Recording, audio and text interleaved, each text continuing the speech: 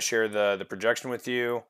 I am going to make it so that your voice makes the duck talk. Go ahead and talk, Keen. 1, 2, 3, 1, 2, 3. We're on it. We're on it, baby. Okay, so today we have the pre-draft show. That is going to be the exciting part of season two. Season two is coming jam-packed with a ton of changes. It's very different than season one. We have kind of power rankings between the four teams after they ended season one going into season two. But season two doesn't just bring 30 new players into the free agent pool, it also brings a completely different type of season.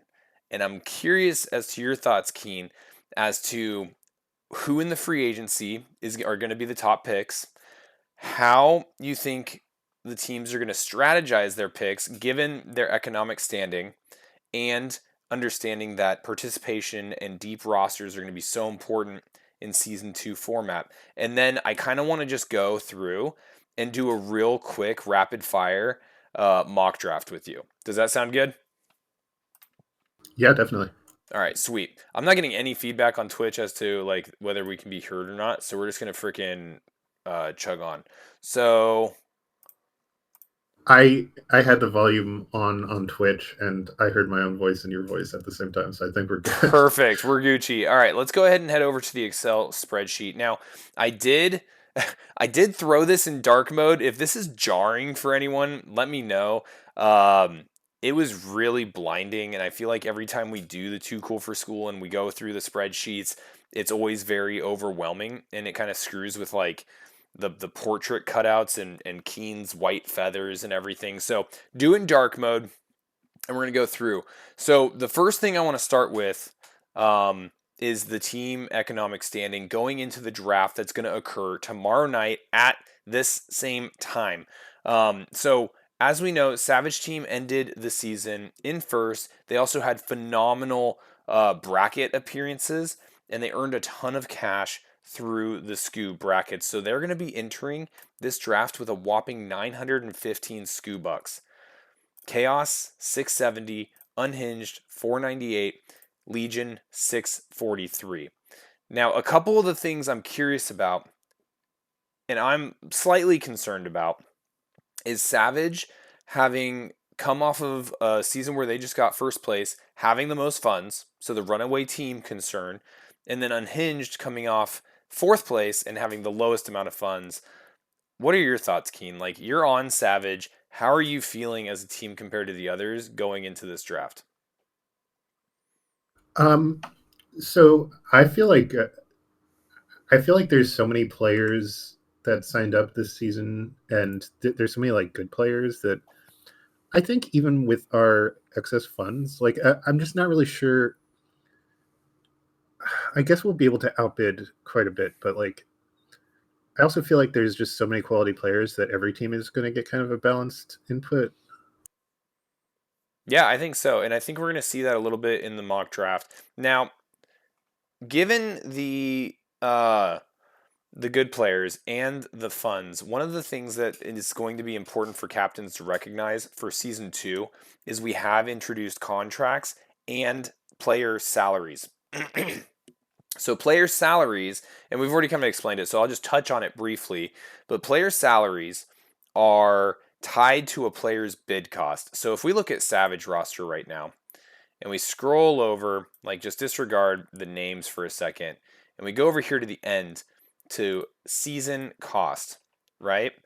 Every season that you maintain a player, their cost goes up 10%, right? So even though Savage has a lot of funds, if they sling all that money around and they go all the way down to zero, then they're going to have to perform at equal or better uh like SCU bracket participation and performance than they did last season in order not to break their season 3 costs at the end of season 2.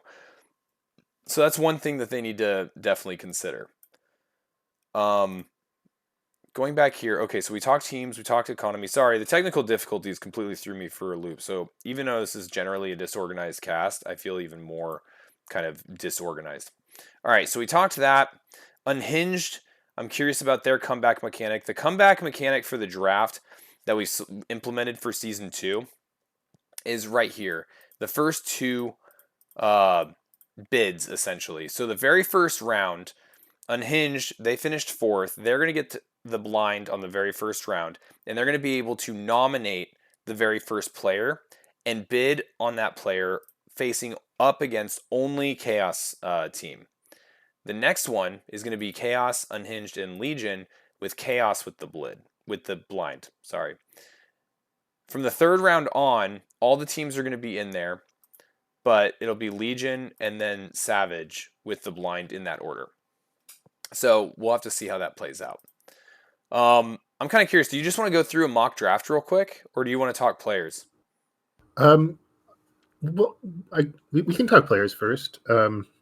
Yeah. I, So I I was going to say, um, I just think like honestly, when you first told me about the like comeback mechanic, I was like, dang, I don't even know if that's going to be enough. Like maybe we should give him like 2 picks or something. But I was kind of disappointed. Some people on my team were like complaining, and they're like, we're getting punished for doing well or whatever. But I'm like, well, this is how all sports drafts work pretty much. And um, we got to give the other team some kind of out. I mean, look at our funding comparatively.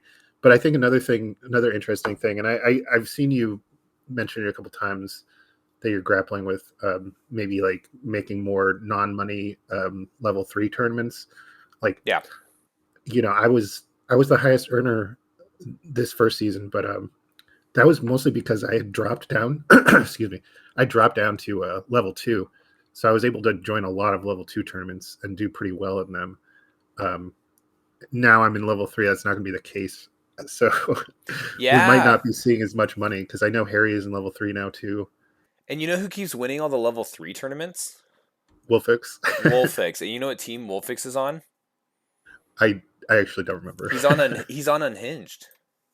Oh, okay, nice, Right? nice. So, I think that, if with that performance continuing, I think that the level 3s, one, kind of it'll tackle kind of the problem that you presented, right? Like you were the highest earner for your team in the league during season 1, but it was because you were kind of underplaced at that time, right? You were climbing up through the levels, Mhm. and when you did it, you participated a lot, right? And that's what it's meant to do. It's meant to reward participation and performance within that participation. So if everyone does what you did, it all equals out, right? And I think a lot of the teams are recognizing the power of the SCU brackets, and that's how that conversation for the level 3 ones came up. So level 3 is going to have not just the monetary tournaments, which will also award SCU bucks, but they're going to have SCU buck only tournaments because we can't afford to fire them at the same rate as the level 2s and level 1s. I can only have about 2 money tournaments going at a time. Otherwise, we'll just run out of funds.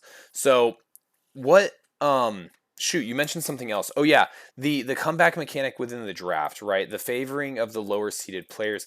That absolutely is a balance that myself and the captains are really trying to grapple with right now, which is been the highest risk since the beginning, right? Since before season 1, when we first came up with this idea, the biggest risk was a legacy league. No, I don't think Keen's. Oh yeah, Keen's PC did catch on fire or whatever. Yeah, he's on a new operating system now. But anyway, sorry, Escalade's distracting me. Um, the thing we're grappling with right now is the runaway team problem, right? How do we keep a league that's fun, that's open to all levels, right? And that being the key thing, right? Without having one team just take it and continue to compound their advantage over season without any type of checks and balances for other teams to catch up. And so that's where the contracts come in. That's where the inflationary player salaries come in. There is some talk about the inflationary player salaries being rough until the 75% rule pricings on the players phase out. So that's going to be kind of something that gets slowly fixed over time as people join. They get new draft prices, and then those players that had kind of lower level players with expensive draft prices, higher level players with lower, until those kind of even out as well. So it's been really tough to try to balance without, because you still want to win, but you don't want to have the whole book and everything thrown against you for performing well, because then there's no incentive to win. It's like, why try? Um, if all the goodies go to the lowest team. So yeah, definitely a balance. Okay, Um, oh yeah, we can get into this when we start talking about the players and the mock draft. yeah, I wanted to hear your thoughts, and I don't know if you've had a chance to look at this list, but we've got 30 players. We had 29 players um, show up and sign up as they were supposed to, and then we had Bay Yagster show up a little bit late, but he squeezed in because I gave that kind of like 24-hour. If you missed the sign up now. We got an Hmm. additional player out of that.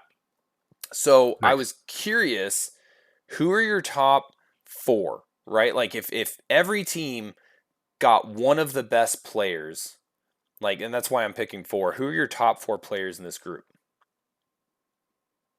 I'm just looking through it one more time. I right off the bat, I'll say Tim, Yep. Remap, and the next two are hard. I think I've seen Mick Taryn um, post in our team chat a little bit. He's been DMing some of the like higher level players and asking about their activity and so on. And he said he talked to Mazer, and Mazer said he was planning on being very, very active. So I think Mazer might be in the top four. He's a Interesting. pretty solid A rank Protoss. Been playing for a long time. Um, and then honestly, like the next spot on that top four is like pretty close. I feel like there's like Exit G5, um, Mars, Royo. They're all kind of like. If I was going to go on raw skill, I would probably put G5 top four, but I don't think he's planning on being very active. That's an interesting thing, right? Because we were talking about activity being such a big deal. Every team is going to have to put up 20 players this season. Last season, it was 10 and then 14 for the finals. And some of the captains are already coming up to me and they're like, hey, this is going to be tough to field. Like, this, I was already, grasping at straws to fill up the previous rosters. But on the same token, I was getting a lot of player feedback saying like I never play, right? Like I'm never able to be put in. I'm not at the tier of these my opponents, and so we're kind of swinging the pendulum maybe just a little bit past center point to see how hard it is to fill those slots. But activity is going to be a big deal. So if it wasn't G5, who would you say? So you think activity might be a thing for him? Um, yeah, it like I said, it's really hard. Like Exit and Nomad are both pretty active and like kind of like mid high A on average. They're pretty good, but they're also pretty unreliable for other reasons, not related to activity. Um, oh gosh, I think Mars is playing a lot right now, and he used to be like low S rank, and Yep. I think he's pretty solid. Um, I think he might be an alternative pick. I think I might take him over Exit or Nomad potentially. Okay. Interesting. Yeah, I think you have a much better read than I do on probably this pool, to be honest. Like I'm looking at these names. You mentioned Royo being really good. I don't know Royo. Um, I don't know a lot of these players. Uh, Yeah, but Rayo is he usually race picks actually, but he can play all three races at a pretty high level. His main race is Protoss, but he usually plays ZVP instead of PvP. oh, Pretty solid gotcha. A rank player, but I think he's also a little on the inactive side. Okay. Okay, so he's another very strong one. Who else is strong? If we just kind of go Um, down the next layer. like so, there's like Kiko, um, there's New Ocean, there's GG Nori 13. I think they're all kind of like um, I would say like high B, low A players. So that would be like the next tier of player. I think Trying to find maybe a decent color. let's see, Who'd you say? You said Gigi Nori, New Ocean. I missed the other one. um, Kiko. Kiko. Yeah, Okay. and then Cell Talks is there's pretty like strong too. Don't I don't know remember. Skeltox.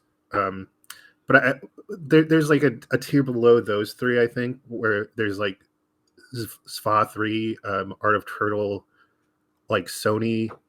I know those guys are like solid B rank, I would say. Okay. A lot of these other guys, I think Baxter has done pretty well in CPL, but I don't think I think he was like tier 1 in CPL, so he's probably like high C, low B. Um, I heard Joe Megan or J Omega N, or I don't know how his name is supposed to be I always say pronounced. Joe Megan. Yeah, Yeah, that's he's how I always strong. pronounce it in my head, like Joe Rogan. um, Someone mentioned that he was pretty good. I don't know him at all. Yeah, he's pretty good. Huh. This is gonna be really interesting. Just like Art of Turtle, like he's historically good, but I think he's getting back into it. You Yeah, know, so I think there's kind of like a practice hurdle there. this is a perennial issue with Brood War players too, right? Because we're all like Yeah. mid 30s, like Well, not only that, the game just tilts you off, right? Like we, yeah. like people just quit and they're like, screw it.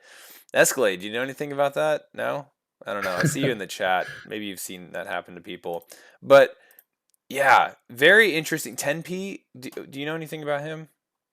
No, I've never even heard I, of I him. think I think he might be new, Mr. Peanut Butter. Like I don't know a lot of these. Celltox is an interesting one because he's coming from the dojo, so like English second language kind of thing, like South American player. Oh, I'm nice. really interested in his experience with all of this. I think Alikar is as well, but I might be completely wrong. So I'll be Dude, very interested to see if that starts kind of mixing with the dojo players and we start getting a lot more of a South American presence. I think that would be a lot of fun. yeah, that would be awesome. Hey, check this out though. Check in. Guess What what? do you got? Guess what Alucard spells backwards? Dracula. That's sick, Yeah, dude. That is that's so so sick, sick. dude. So fucking sick. Oh, I love that. I would have never noticed that. I try to look at that with some players, and I giggled to myself. I didn't even mention it, but there's a player in the community. Lana is hot, Uh, right? And I yeah. was and I was and it was like right next to I am so cool. And you know how like I am so cool is like I am Lucas. I was Oh wondering yeah, if yeah. Lana is hot is like anal is hot. And I just like chuckled to myself. I was like, that's probably not it. It's probably about I Lana don't and think like so. Archer or something or whatever. But anyway, I just thought that was funny and figured I'd mention that. Okay, cool. So that aside, let's go through a quick mock draft, right? And let's kind of work together on this. Who do we think Unhinged is going to nominate first? um, if I had to pick from the top four that I mentioned, I would go with either Tim or Remap. So this is even this is like a tough choice here because like as far as I know, Tim is also kind of getting back into activity Okay. and like getting back into shape. Um, Remap has been active, but he's kind of slumping right now. So I think they're both like decently consistent S rank players, and they would be a huge boon to any team. Um, What about external things? Because I know Tim also, I think, has done coaching in the past for CPL. Do you think that could be yeah, a factor? I don't know if Remap has. it could. Remap actually, he was on our CPL team last season, and just from my experience with him in NAKR, he helps Terran players a lot. He actually helped our Protoss players on CPL a lot, just in PVT in particular, because we had like half of our team as Protoss, but no Protoss coaches, so Oh, he was nice. kind of coaching them too. Um, I know like I don't know if you were familiar with Aether X, but I've seen him in he Discord servers. Never interacted with him. yeah he's like a former semi-pro Warcraft 3 player actually, but he started playing Brood War like last year, and No way. he's hit S rank now, and partially because Remap and some like Kyrie and some of the other Terrans in NAKR have been coaching him. So I think both Remap and Tim would be good regarding coaching. Um, Okay. Huh. I'll just say Tim. I'll just say Tim because when I'm uncertain about something in the foreign StarCraft scene, I gotta rest on the fundamentals. And Tim is a Protoss player, and Protoss is the easy race. So All right. Tim is Protoss. I actually thought he was Terran. Um, so I don't even know. So he gets nominated. How badly do you think Unhinged wants these top players? And I think these top ones are gonna these top like three picks. I think we're gonna spend the most time on, and then maybe we can just rattle it through, or maybe we'll just do like half the draft or something. But Mhm. what I'm really curious about at this point is okay. Unhinged knows they only have one other person that they're competing with for this first pick. The problem is even though they're nominating the first player, they're at an like wallet disadvantage, right? But Yeah. with 20 players on the line, like how do we strategize this? Like I was thinking about it and I was like, if I was a captain, I would probably take the 30 players, divide that by my wallet, and that would be like my baseline value of a player, right? Maybe that's not Mhm. the right approach, but that way I can just be like, okay, if I bid, if I'm unhinged and 530 players, it's like 16 point something. So let's just say $15. They say, okay, every player has a base value of 15. How much do I want to go left and right from that based on their skill level? I'm curious your thoughts. Like if you were a team trying to come back in the draft, are you trying to get one really badass player? Are you trying to make the other teams think you want one really badass player? So then you nominate Tim and only bid like $5, and then Chaos bids 300, and so you just drain them of their wallet, right? Like, how do you approach this? Yeah. Um, so personally, I'm kind of like, well, I haven't sat and strategized about this because I don't have to, right? I'm I putting know that I'm. burden on Nick Tarrant, but I feel like I'm kind of a simpleton in that regard. I feel like I would play it straight and just like bid a lot on Tim or Remap, and then Yeah. try to like strategize after the fact. Like I would definitely want one big hitter, no matter what, and then kind of like play the rest of it. Um, You know what's kind of like cool try too? to, I yeah. am What's up? is specifically some of the good players on this list. We just mentioned raw skill. We did mention participation a little bit, but you mentioned something earlier on, which was the amount of money you were able to make because of the level you were in when you started competing in the brackets to support your team. Tim hasn't participated in a bracket yet. So I think in Oh, SCU, he's level 1. So could you oh imagine yeah. picking up Tim and having Tim kind of like just like verbally agree to like sign up for every level 1 bracket that gets fired, every level 2 bracket that gets fired Yeah, yeah, yeah. until he gets to Yeah, level no, 3? I didn't even consider that. I think it's probably the same for Remap. I'm not sure if he's Yeah. A, participated in a, any a either. I few of think, these, like Mars, I think is in 1 right now, but having some scheduling issues, or it's like halfway done. Um, there's a few. I don't yeah, think Nomads entered them. Exits to level 3. yeah. These guys could all generate a lot of money, and maybe for Unhinged, that might be more of a draw than actual like results this season. If they're playing the long game, maybe they do want to just get more money, so they go for these like. Well, this is what I was going to say is like after getting like a Tim or a Remap, then I would probably try to like do strategic bids for like the mid level players like Art of Turtle or like Sony,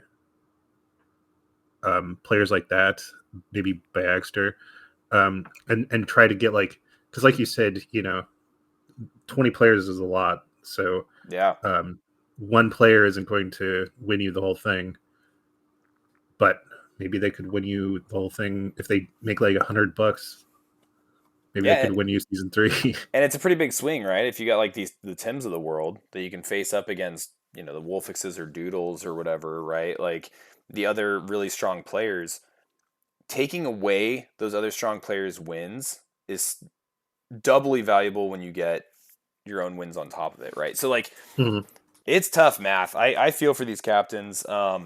If they're taking it seriously and looking at this and try to strategize, it's tough. It's tough. Yeah. At the end of the day, it's kind of a gamble, right? A little bit. It's a heavily educated guess, right? Yeah, yeah, yeah. And then there are some priorities, right? Like, is making money this season the priority over winning? right? Like if I were to look at these teams, if I was Savage, right, I would probably look to try to pick up a bunch of players. Um, well, I don't know. Maybe I would try to cherry pick the top ones. Is probably what it is. I would use that wallet and pick up as many of the big ones as I can. Maybe four or five of them, right? Because as you Hmm. mentioned, right? Like there's kind of like three standouts, and then the rest kind of trickle down in like tiers, right? We have like the yellow tier coming up next, and then the pink tier, and then kind of everyone else. And so if they go down to the yellow tier and they just say, no matter what, if these players get nominated, though that's our picking list, and we're just going from the top to the bottom, and we're going to throw, 250 bucks at every single one of these, and then go from there. That's probably the best for them. But Unhinged might be thinking about it differently. They're probably thinking we can either get one or two really good players, or we can play the season format and try to get a maximum amount of B and C players. Right? And so Yeah, I just don't know. And I have no idea what these opening bids are going to be, and I think they're going to set the tone for the rest of the yeah. draft. So another dimension to this, like that's the thing in real sports too. Like some franchises will just like have like seasons where they kind of just not give up, but like they're nurturing new talent. They're like waiting to get like better draft picks or trades Yeah, or it's like a whatever. team investment season, like this one's our Yeah, rebuild phase. but another thing to keep in mind though is we don't know how many um, new players are going to be signing up for the next season because this is foreign brood war, so there's a finite amount of talent. Yeah. Um, but well, I mean, so the one thing I will say is that um, the more these good players get involved, they're going to like tell their friends about it, and their friends will tell their friends about it, and it'll kind of trickle down like that. So I'm not saying there isn't going to be new players, new blood coming in, but um, you just don't have that guarantee of like how many really good players at that level are going to be signing up in the future. So Yeah. that's another thing to consider. I mean, heck, there's even the consideration of, do we want to set up for trades, right? So Hmm. like maybe we leave the draft with some cash on hand that we use for interseason trades. Like we didn't see any this season. But next season we might.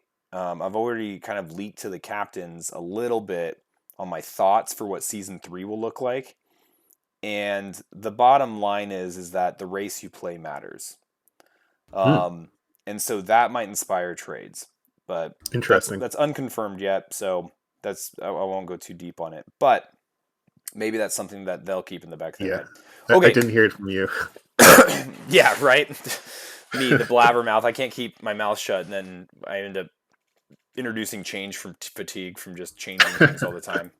But we're only like 2 months in on this, so I don't feel too bad. We're still figuring things out. No, no, How do no. how do we draft? How do we draft? Okay, so how much we dropping if we're unhinged? I think God, their budget is rough though.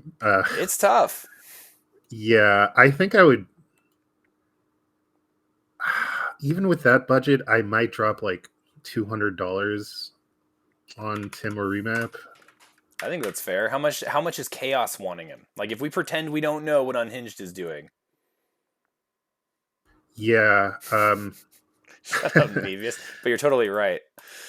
So yeah, this is a really tough choice because like Chaos is kind of similar level actually, I think, to Unhinged. Um, but they have a lot more money. Um, A little bit. I God, this is really tough. I feel like they could if they drop like 300, they're probably guaranteed to get it, but they won't get the next one, right? There's no way they could do a big bet like that again. But I kind of feel like both these teams are really hinging on these first two draft picks. Yeah, I think so too. I think, excuse me, it's almost like a lure, like a trap, too, to the like. Yeah, I'm feeling that right now.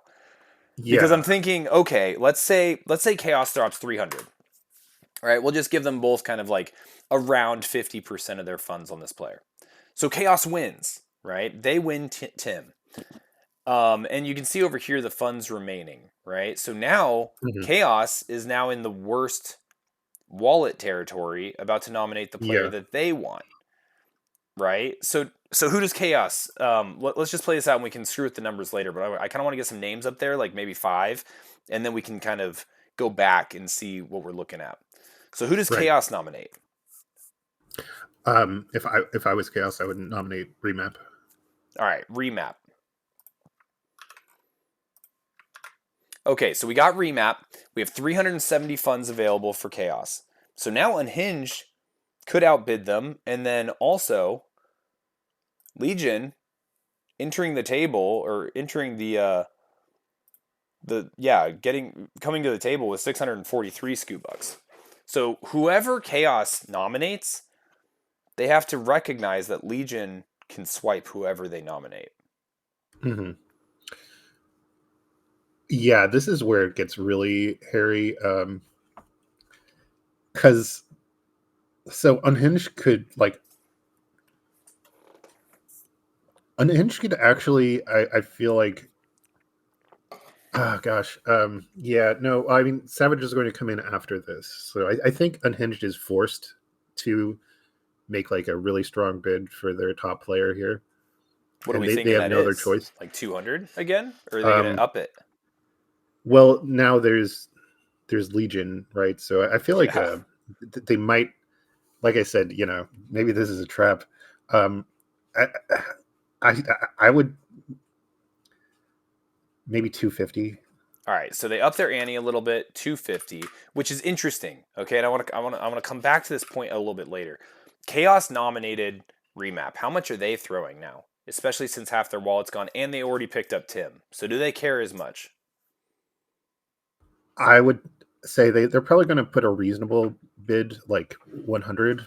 Um, if they got him, they would be really happy, but they're going to play it safe. All right, and then how much is Legion?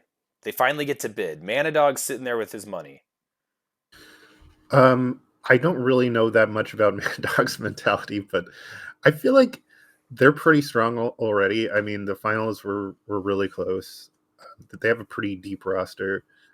They would love to have one of these players, but um, you know, even smaller of a budget than Chaos, right? So maybe 200. Let's say Unhinged gets it.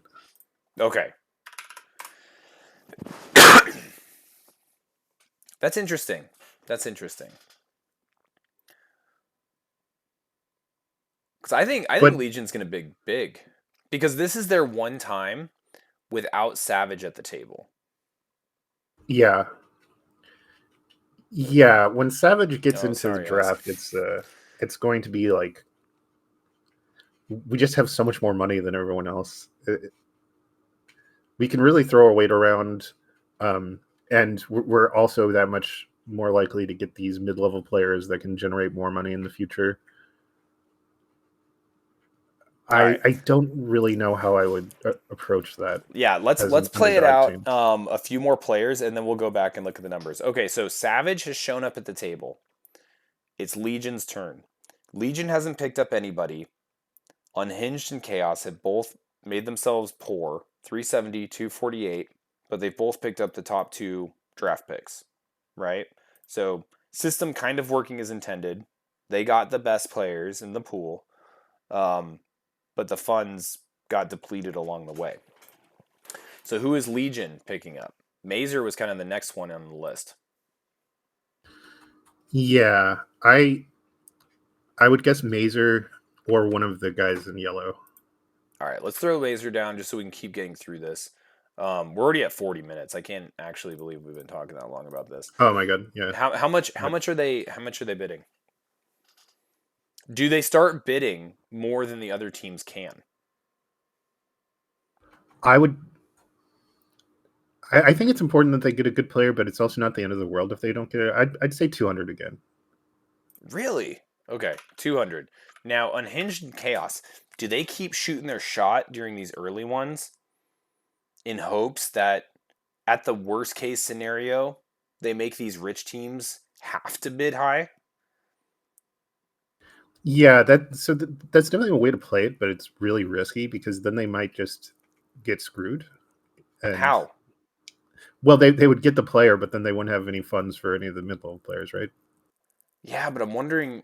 I feel like if you're Chaos or Unhinged, and almost specifically so Unhinged, the more I'm looking at this and how the draft is going to play out, depending on how they're prioritizing, but I think that, prioritizing a good player that can earn you SKU bucks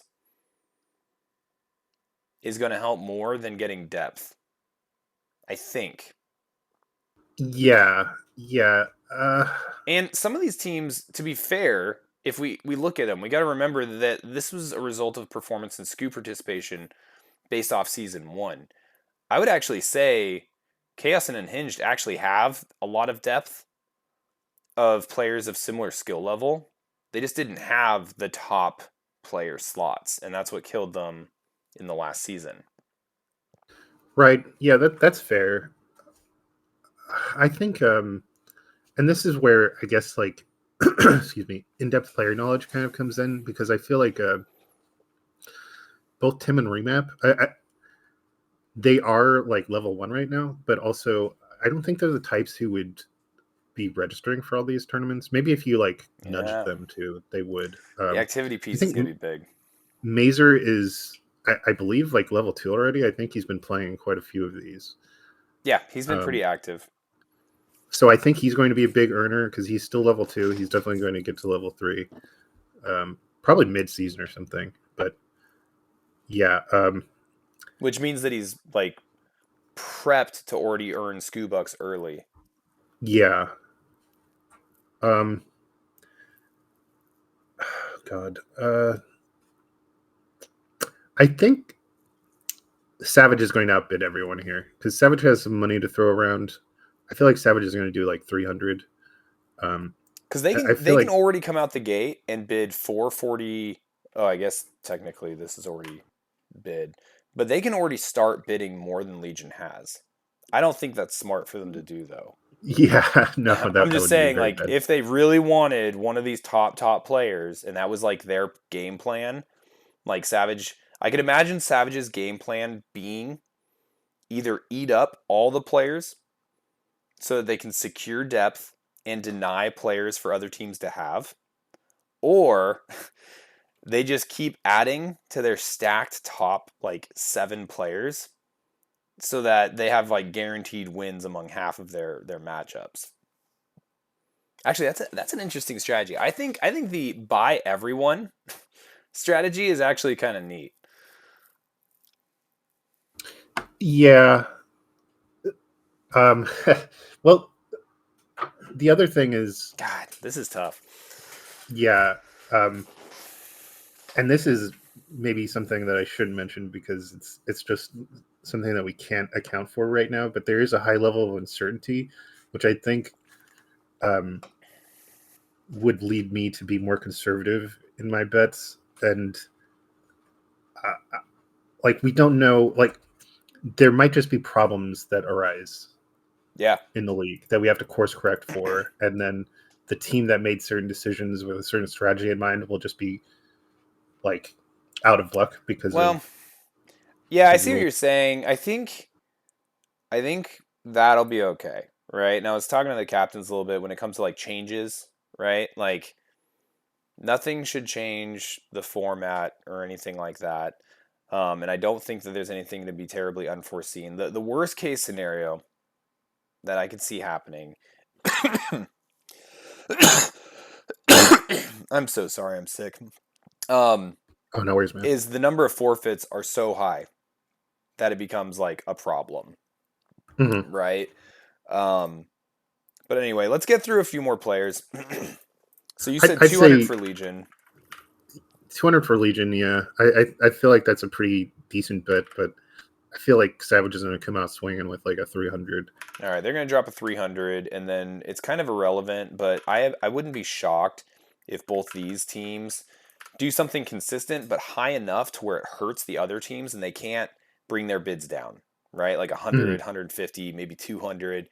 Um, I think that that makes sense to have some sort of baseline that these expensive or these wealthy teams have to respect. Like we can't just give Chaos and Unhinged these good players, right? Like the season was pretty close. Like there was definitely like a little bit of a split, right? There was like Savage Legion, and then there was Chaos and Hmm. Unhinged. But I don't think any team is like out of it, right? Like there's ways that they can come back over the course of 1 to 2 seasons. Okay, so Mazer remap Tim. Let's grab someone from the yellow. Let's grab Exit, and probably Nomad next Hmm. because I think these players they're very very strong. People know them. Let's grab Mars. Um, but it's just like an activity thing, right? So let's say Yeah. Savage wants Exit. They want a strong Terran player on their team.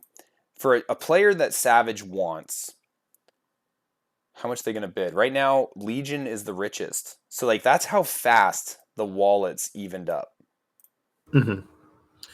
Um, I feel like 615 is still a pretty reasonable amount of funds in the grand scheme of things. I would go 200. Okay, so 200 for Savage. Maybe we just I keep with the 100 for I these think guys. I think yeah, I think like this is a player that these teams will want, but might not necessarily want to like blow all their funding on. I actually Um, imagine they'll probably drop like 100.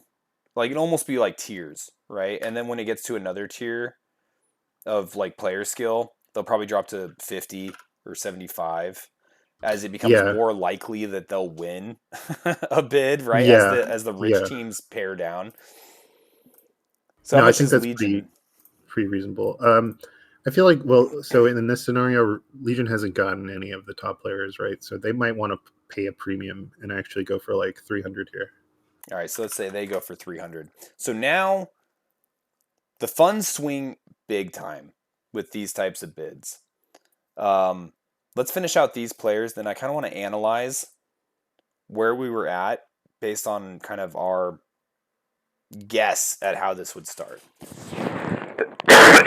All right, so let's just start from the left. So Savage, they still have 615 left, going for Nomad, or I guess going for Hmm. the rest of these tier. Like what's kind of their shot? So I feel like they could just keep betting 200, kind of like what the two middle teams are doing.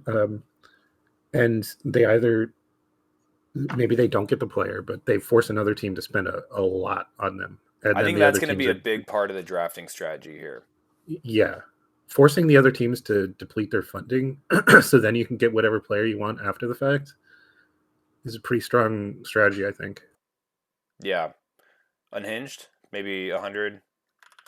Yeah, Yeah, that's what we said that they would just do that and from now on. so now Legion only has 343 after finally getting their top tier player. I'd say maybe 150. All right. So now, wallets are starting to even up a little bit. Savage is getting a little bit more poor. We got Mars, active, streaming. Seems like a cool dude. Yeah. Um, Now I don't like. So yeah, Savage has 415 left, right? Yep. Maybe we get if we spend 200 on Mars, we'd probably get him, right? But then we're going to be pretty weak for the rest of the draft, and that advantage of having the big wallet is going to be essentially gone. Yeah. Um, This is like the point. Like if teams bid in like the hundreds, if this is how they open up, because we were like, okay, premium, and it's weird because the baseline is set because of the teams that are placed first, because of how badly they're competing. This is the trap you were talking about. That now players are worth this much up until round three. Round three, Savage and Legion have the opportunity to bring the price level down. But they can't just let the player go away. So I feel like maybe these prices really are accurate for these first few. It's really interesting. yeah, I think the more interesting part actually is going to be what happens after this phase. But It's going to drop off. I have no significantly. idea. Yeah, yeah.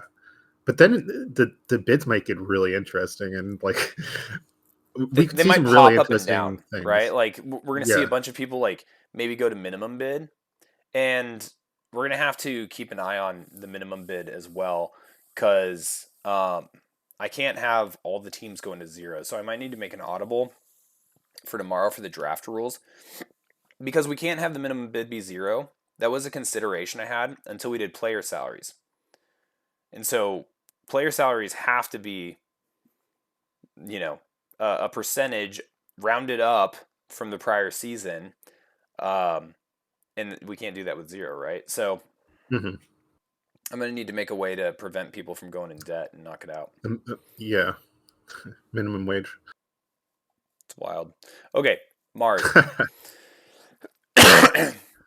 Are we still doing um, 200? I don't think so.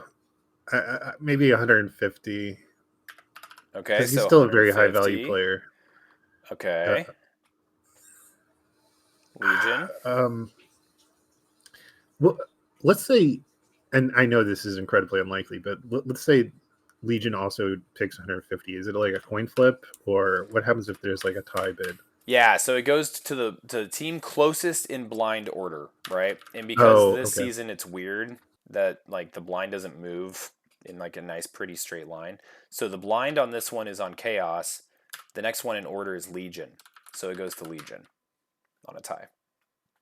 I think something like this would happen where it probably like it's very unlikely to be the exact same bid, but I feel like the bids will be close. But let's say Mars goes to Legion. Okay. Goes to Legion. I'm gonna have to hard code this real quick. I'll fix it later. Um, okay.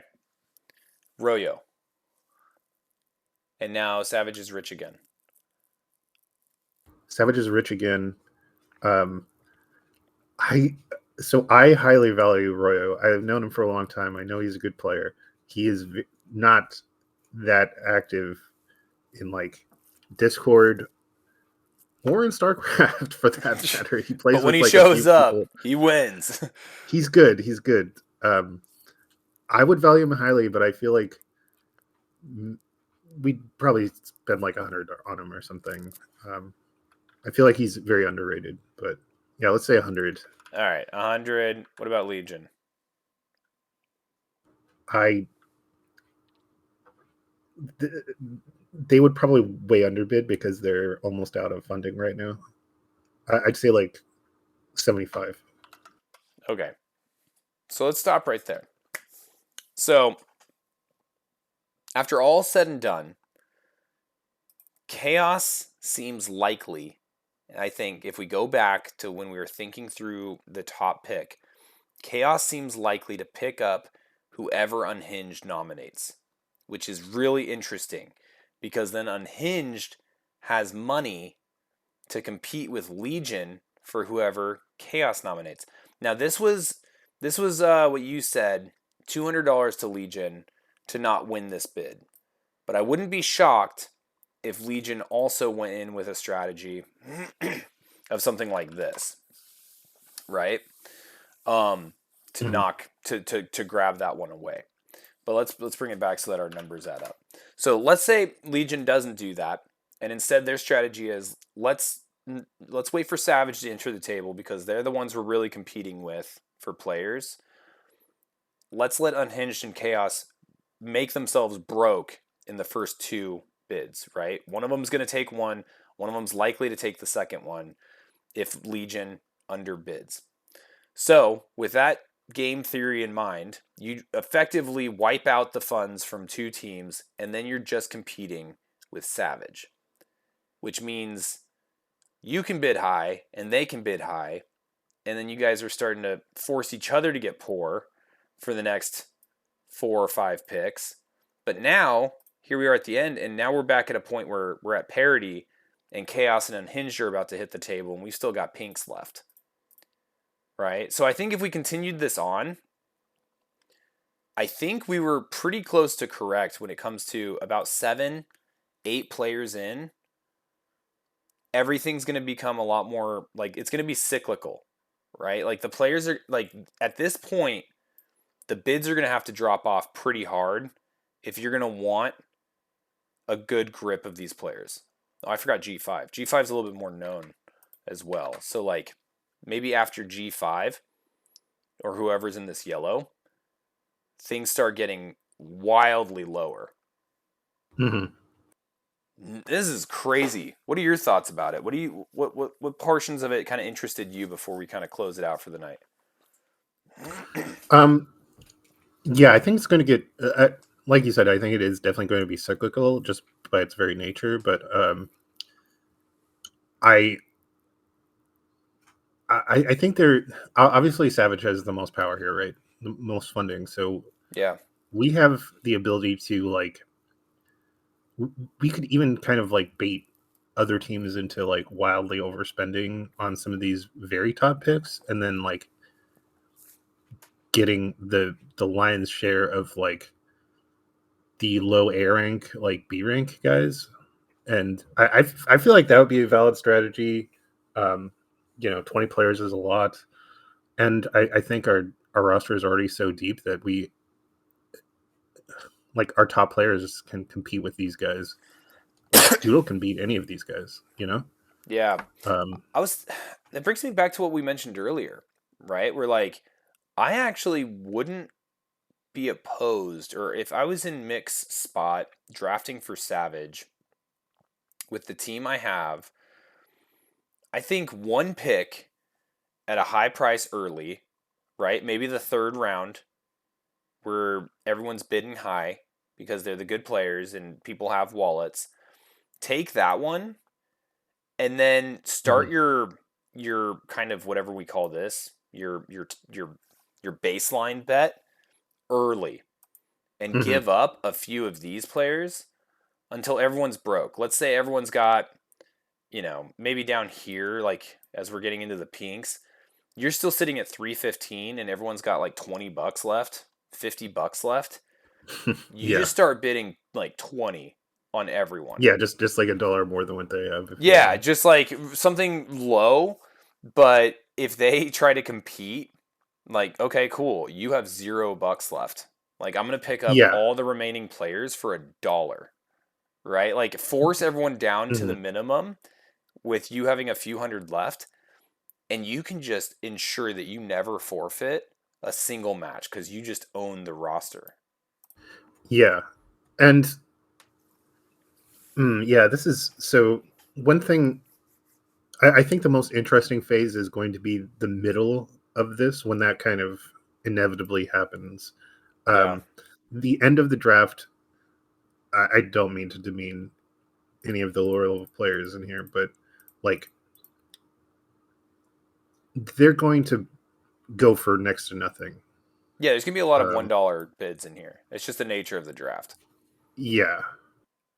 But if you look So at that's that over time, too, because like one thing we didn't touch on too hard was the player salary thing, right? And right now it's set that, after every season, your price goes up 10%, and I'll probably round everything up to the nearest dollar, regardless of if it's point 0.1 or point 0.5. Just round it up so it's nice and clean and even, so we're not dealing with cents here.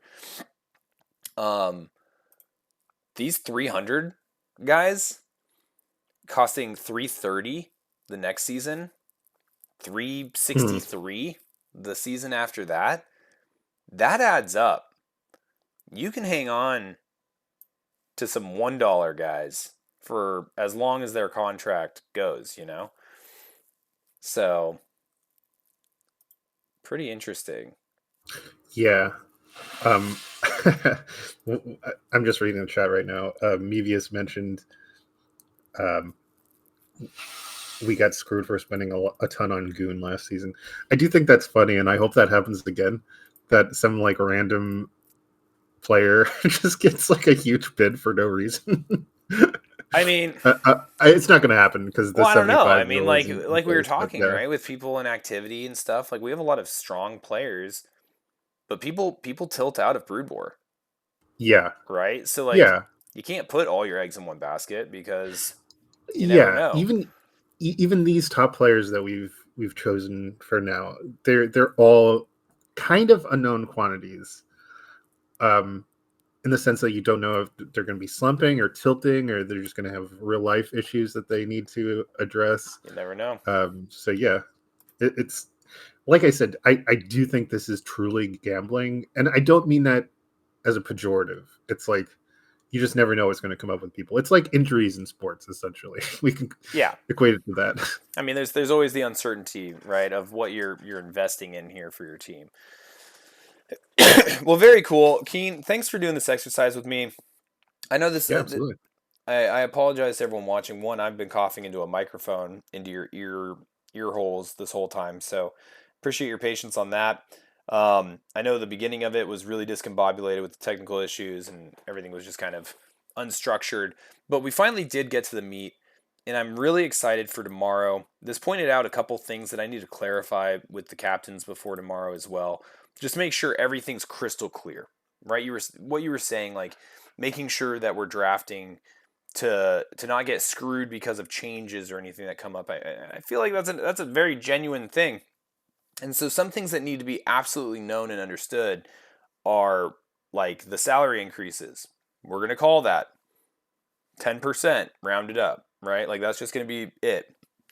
One of the things that have been discussed with the captains in the background are the contract durations and the number of slots associated with them, and maybe not doing that with slots, but just using the slots as we enter season two because it's a new thing, so that we can grandfather everyone in, and then from then on, SKU bucks potentially being used for contract extensions, so that you don't have the feel bad of players leaving at the end of contracts. So, like getting that solidified before tomorrow night would be good, and then also we need to make sure everyone gets drafted. And I think if bids go like this pattern so high relative to wallets, teams are going to run out of cash.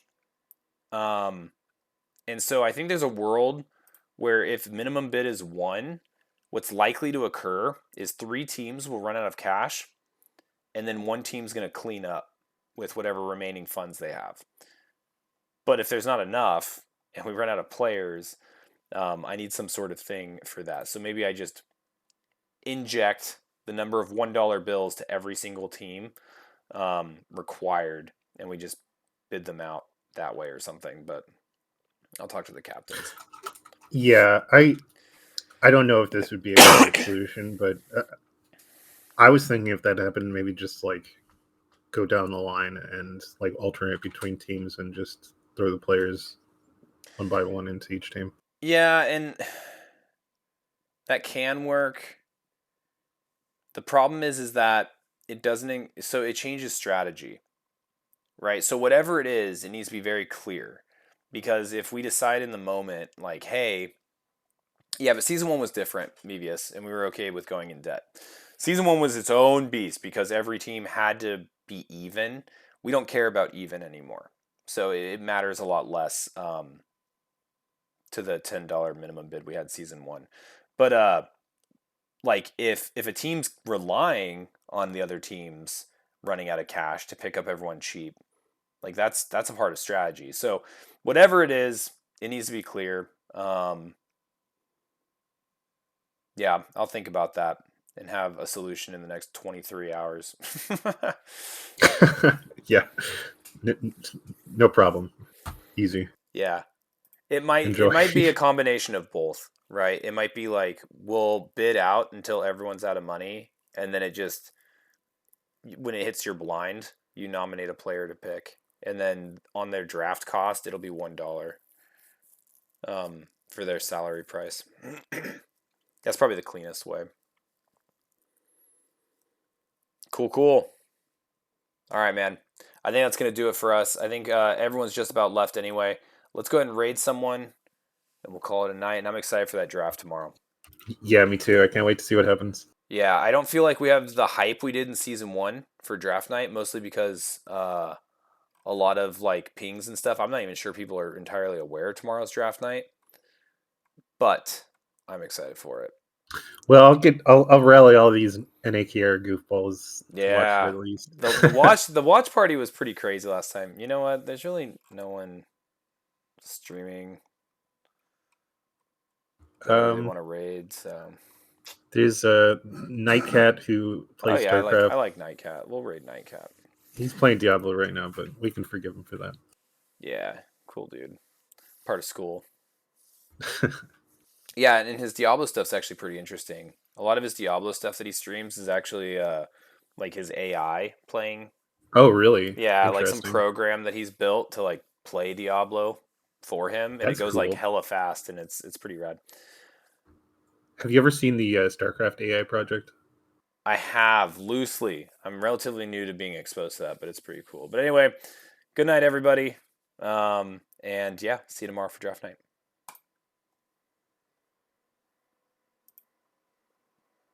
And then let me end this one.